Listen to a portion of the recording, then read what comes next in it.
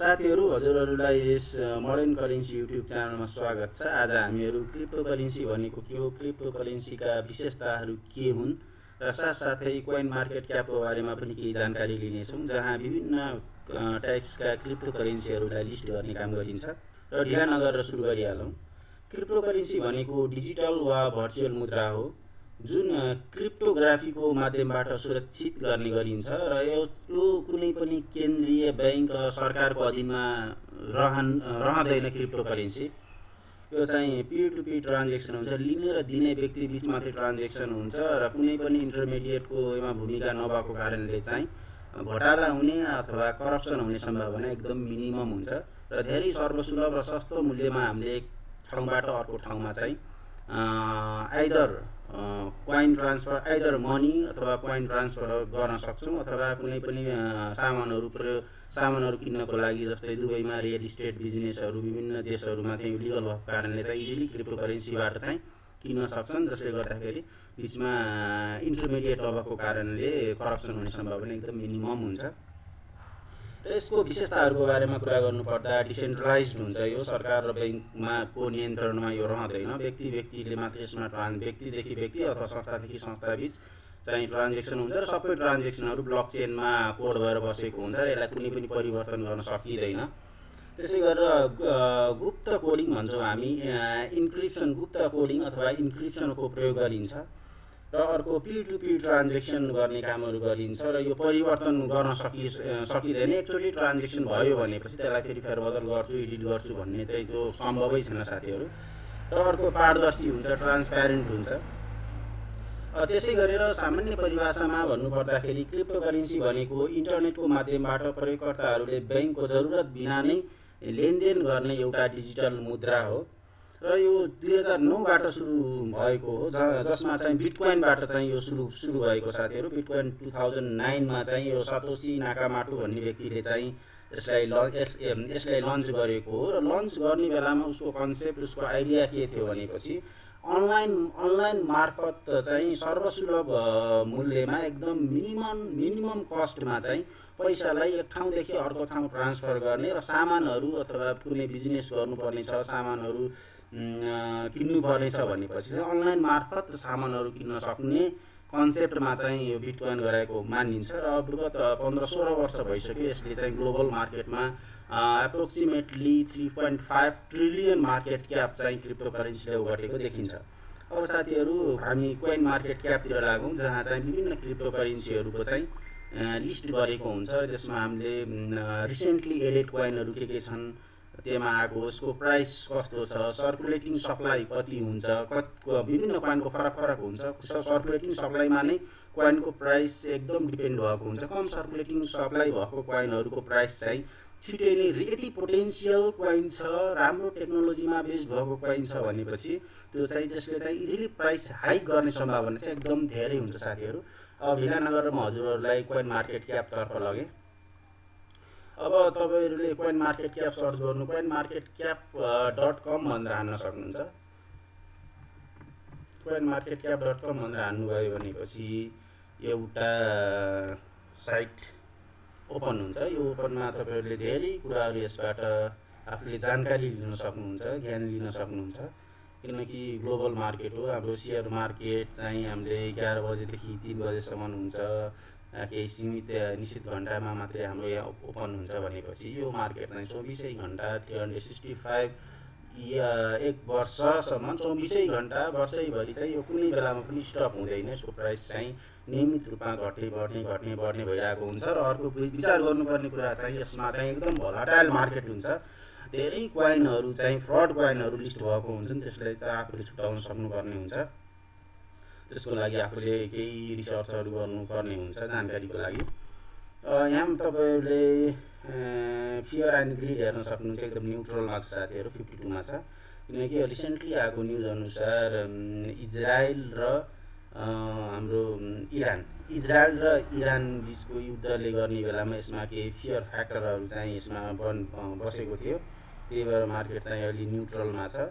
Price 1 lakh सम्म चाहिँ बिटकोइनको price घटेको थियो, अहिले चाहिँ थोरै प्राइस बढेको देख्नुहुन्छ। विभिन्न कोइनहरु हजुरले यसबाट हेर्न सक्नुहुन्छ। Bitcoin, ethereum, XRP, BNB, solana, doge coin, tron गरेर विभिन्न कोइनहरू छन्। यी कोइन मात्रै होइन, एउटा टेक्नोलोजीमा बेस्ड भएर चाहिँ कोइन बनाएको, जसलाई चाहिँ हामीले इजिली ट्रेड गर्न सक्छौँ।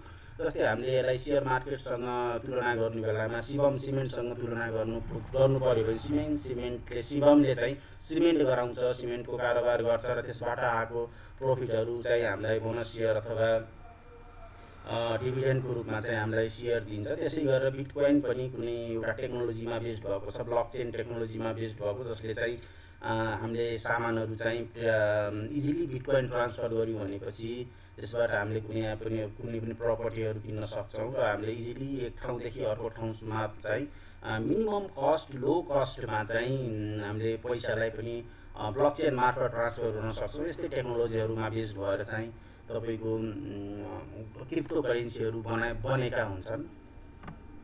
अब विभिन्न क्रिप्टो करेन्सीहरू तपाईँले यसमार्फत हेर्न सक्नुहुन्छ। धेरै छन् साथीहरू, कति एकदम धेरै छन्। आफूले विचार गरेर, आफूले थाहा पाएर, आफूले रिसर्च गरेर मात्रै यसमा इन्भेस्ट गर्नु होला। र नेपालमा यो इलिगल छ र हामीले चाहिँ यसको कारोबार गर्न मिल्दैन लिगल रूपमा। त्यही पनि जानकारीको लागि, नलेजको लागि यो भिडियो मैले यो भिडियो गराएको हो, तपाईँले थाहा पाउनुपर्ने हुन्छ। नत्र भनेपछि नजानेरै यस्तो कामहरू गर्न त्यति उचित हुँदैन।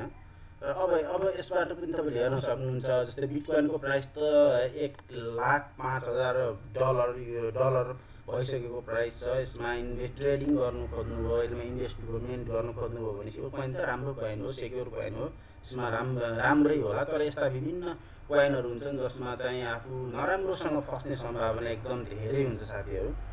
त्यही भएर सकेसम्म चाहिँ कोइनलाई बेस प्राइसमा किन्ने प्रयास गर्नुपर्छ। जस्तै हामीले आइपिओ किन्यौँ भनेपछि 10वटा सेयर चाहिँ ₹1000 पाउँछौँ र त्यो एकदम मिनिमम प्राइसमा किनेको कारणले हामीलाई लस हुने सम्भावना एकदम मिनिमम, एकदम रियर हुन्छ लस हुने सम्भावना। त्यही कुरा चाहिँ हामीले क्रिप्टो करेन्सीमा पनि रेप्लिकेट गर्न सक्छौँ। जुन क्रिप्टो करेन्सीको आइसिओ आएको हुन्छ, इनिसियल कोइन अफरिङ भनेर भन्छौँ, आइसिओ आएको बेलामा चाहिँ यदि कुनै पनि क्रिप्टो करेन्सी राम्रो पोटेन्सियल भएको crypto currency, fundamental crypto currency यदि हामीले $10, $15, $20 भए पनि थोरै इन्भेस्ट गऱ्यौँ भनेपछि त्यसले चाहिँ राम्रो रिटर्न दिन सक्ने सम्भावना बढी हुन्छ। रिटर्न कम दिए पनि हामी लसमा चाहिँ हुँदैनौँ साथीहरू। त्यसै गरी यसमा हामीले क्रिप्टो करेन्सिजमा गएर तपाईँले योमा रिसेन्ट लिडर बोर्ड्समा गएर रिसेन्टली एडेडमा हान्नुभयो भनेपछि चाहिँ यहाँ भर्खरै 1 सेकेन्ड, 2 सेकेन्ड, 2 मिनट, 1 दिन, 2 दिन, 3 दिनभित्र चाहिँ रिसेन्टली एड भएका एमा लिस्ट भएका कोइनहरू देख्न सक्नुहुन्छ। प्राइस एकदम कम छ, 0.5027, 0.4049 विभिन्न प्राइस एकदम कम प्राइस भएका, बेसलाइनमा प्राइस भएका कोइनहरू चाहिँ तपाईँले यसमा देख्न सक्नुहुन्छ रिसेन्टली। र यो विभिन्न ब्लकचेन मार्फत यसको कारोबार हुने गर्दछ। यसमा बेस छ, इथेरियम छ, BNB छ, सोलाना छ। यस्ता विभिन्न ब्लकचेन मार्फत कारोबार हुन्छ। यदि यो कोइन किन्नु पर्यो भनेपछि हजुरले चाहिँ इथेरियम ब्लकचेनबाट किन्नुहुन्छ भनेपछि चाहिँ कोइनलाई चाहिँ इथेरियममा कन्भर्ट गरेर कोइनहरू किन्नुपर्ने हुन्छ। बेसबाट किन्न खोज्नुहुन्छ भने बेसमा कन्भर्ट गरेर चाहिँ यसलाई किन्नुपर्ने हुन्छ। BNBबाट किन्न खोज्नुहुन्छ भने BNBमा USDTलाई BNBमा कन्भर्ट गरेर चाहिँ यो कोइनहरू किन्नुपर्ने हुन्छ। धेरै कोइनहरू हुन्छन्। फ्रडमा फस्ने सम्भावना पनि एकदम म्याक्सिमम हुन्छ। आफूले बुझेर पढेर चाहिँ यसमा इन्भेस्ट गर्नु होला। बुझ्ने पढ्ने भनेको चाहिँ तपाईँले जस्तै यसको चाहिँ व्हाइट पेपरहरू आएको हुन्छ। व्हाइट पेपर खोज्नु भएर व्हाइट पेपर पढ्नुभयो भने यसको बारेमा केही जानकारीहरू इजिली लिन सकिन्छ साथीहरू। र अर्को कुरा हजुरलाई भन्नुपर्दाखेरि यो कोइन मार्केट क्यापमा रिसेन्टली एडेडमा एड भएका कोइनहरूको प्राइस चाहिँ अलिकति हाइक भएको प्राइस मात्रै हुन्छ यसमा, किनकि 27% यो बढिसकेको छ। यो 4%, यो समथिङ पर्सेन्टहरू कोइनहरू बढिसकेका हुन्छन्। र योभन्दा पनि बेस प्राइसमा चाहिँ यदि कोइनलाई ल्याउन सक्यो र पोटेन्सियल कोइनहरू पत्ता लगाउन सक्यो भनेपछि हामीले एटलिस्ट थोरै भए पनि बढेको, अथवा यदि हाइपर कोइन छ, फोमो कोइनको एकदम बढी छ, कम्युनिटी सेन्टिमेन्ट कोइनको एकदम बढी छ भनेपछि त्यो कोइनलाई हामीले हाई प्राइसमा पनि बेच्न सक्छौँ साथीहरू। र जस्तै म तपाईलाई एउटा कोइनको चार्ट देखाइदिन चाहे। रिसेन्टली मिम कोइनहरू हुन्छन् साथीहरू, त्यस्तो एकदम प्राइस हाइक फोमोमा मार्केट सेन्टिमेन्टहरू कम्युनिटी सेन्टिमेन्ट धेरै भयो भनेपछि एकदम हाइपमा जाने कोइनहरू हुन्छन्। जस्तै त्यसमा एउटा कोइन शिबा इनु भन्ने कोइन 2023-24 तिर यसले एकदम राम्रो रिटर्न दिएको कोइन हो। यसलाई 1/1 हजुरले सबै कोइनहरूलाई 1/1 हेर्न सक्नुहुन्छ। यसमा हेर्नु भएपछि अल टाइम भनेर हेरौँ हामी, अहिलेसम्मको अल टाइम हेर्ने बेलामा चाहिँ हेर्नुहोस् कति पर्सेन्टले कोइन बढेको छ बेस प्राइसबाट। यदि तपाईँले कोइनको आइसिओमा कोइन किन्न सक्नुभयो, जस्तै आइपिओमा हामीले शिवम सिमेन्ट किन्यौँ 1000 मा भनेपछि 1000 को प्राइस चाहिँ तुरुन्त 4-5 दिन प्राइस एज हुन्छ, त्यसपछि हामीले बेच्न सक्छौँ। त्यस्तै बेस प्राइसमा किन्यौँ भनेपछि यसमा चाहिँ लस हुने सम्भावना एकदम मिनिमम हुन्छ। त्यही बेस प्राइसलाई हामीले भन्छौँ आइसिओ भनेर भन्छौँ। इनिसियल कोइन अफरिङ गर्ने बेलामा हामीले डिफ्रेन्ट डिसेन्ट्रलाइज्ड वालेटबाट चाहिँ कोइनलाई चाहिँ हामीले बाई गर्न सक्छौँ। यदि आइसिओमा किनेको भएपछि यो कोइनहरू 1, 10, 1 सैकडा 1000 10 लाख 9 लाख% चाहिँ प्रफिट लिने सम्भावना चाहिँ यसमा देखिन्थ्यो साथीहरू। यदि लङ टर्ममा होल्ड गरेको, लङ टर्ममा होल्ड गरेको भएपछि 21 मा लन्च भएको कोइन हो, 22 त्यही यहाँ स्टेबल हुँदै आएको छ र अब कोइन अब बढ्ने घट्ने हामीले भन्न सक्दैनौँ, किनकि मार्केट कम्युनिटी सेन्टिमेन्ट चेन्ज भइहाल्छ। इमिडिएट आइसिओमा किनेर चाहिँ हामी इमिडिएट त्यसलाई सेल गर्न सक्यौँ भनेपछि त्यसबाट बल्ल प्रफिट आउने हो।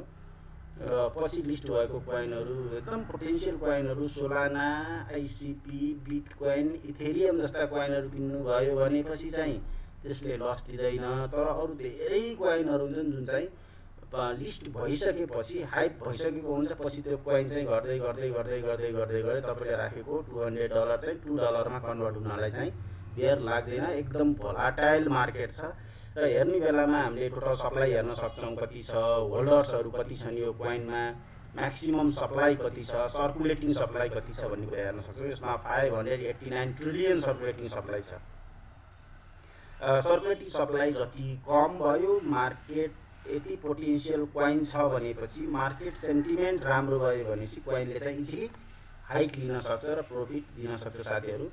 अब नेक्स्ट भिडियोमा हजुरहरूलाई मैले बेस लाइनमा चाहिँ हामीले कस्तो कोइनहरू किन्ने, कुन कोइनहरू बेस लाइनमा किन्ने, जसले गर्ने बेलामा प्रफिट राम्रो नभए पनि लसमा चाहिँ एटलिस्ट हामी जाँदैनौँ भन्ने कुराहरू चाहिँ हजुरलाई नेक्स्ट भिडियोमा मैले भन्ने नै छु। र यदि यो भिडियो तपाईँलाई फ्रुटफुल लाग्यो भनेपछि चाहिँ इजिली मेरो तपाईँको युट्युब च्यानललाई सब्सक्राइब गरिदिनु होला र फर्दर अरू भिडियोहरू म लिएर आउने नै छु साथीहरू। आजलाई यति, धन्यवाद।